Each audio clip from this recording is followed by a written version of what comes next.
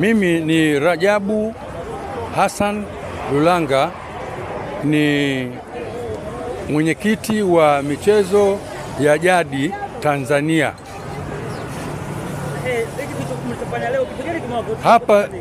Hapa leo tumekuja kwenye kumbukumbu ya kumwenzi baba wa taifa Mwalimu Julius Kambarage Nyerere.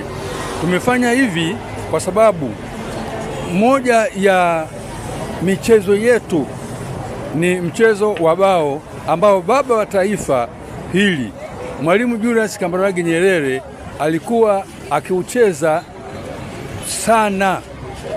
Alikuwa anacheza nyumbani kwake, ofisini, mitaani, lakini muda wa mapumziko alikuwa ndio mchezo wake mzuri alikuwa akiucheza, na sisi ndio mchezo ambao tunao katika michezo yetu 16 ambayo tunayo katika michezo ya jadi.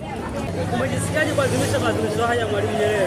Najisikia raha sana na najisikia fahari sana, na hasa kwa kuona nimepata watu wengi ambao wamekuja kutimiza ahadi na dhamira ya baba wa taifa kwamba kila Mtanzania akumbuke kwamba Tanzania ni nchi yake na ana utamaduni wake ambao tunaufanya hivi sasa. Ndugu Mohamed Haji tunamkumbuka sana kwa sababu yeye ni balozi wa kwetu kwenye michezo ya jadi Tanzania na balozi nchi za nje, na tunamshukuru sana kwa sababu ndio yeye aliyo dhamini shughuli hii ya leo. Imefana sana kwa sababu yeye ndio aliyotudhamini hapa, na sio hapa tu, na kwingine na kwingine na kwingine kwa michezo ya jadi.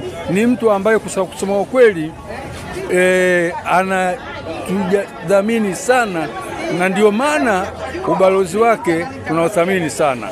Kiongozi wa namna gani katika taifa hili unavyomuona wewe? Ni kiongozi ambaye kwa kweli ni kiongozi ambaye anaothamini sana michezo ya jadi na anaijua maana yake nini, kwa sababu ujadi ni uzalendo na ndio Utanzania, ndio maana yeye anathamini sana. Umejisikiaje kuadhimisha maadhimisho haya Mwalimu Nyerere? Najisikia raha sana na najisikia fahari sana, na hasa kwa kuona nimepata watu wengi ambao wamekuja kutimiza ahadi na dhamira ya baba wa taifa kwamba kila Mtanzania akumbuke kwamba Tanzania ni nchi yake na ana utamaduni wake ambao tunaufanya hivi sasa.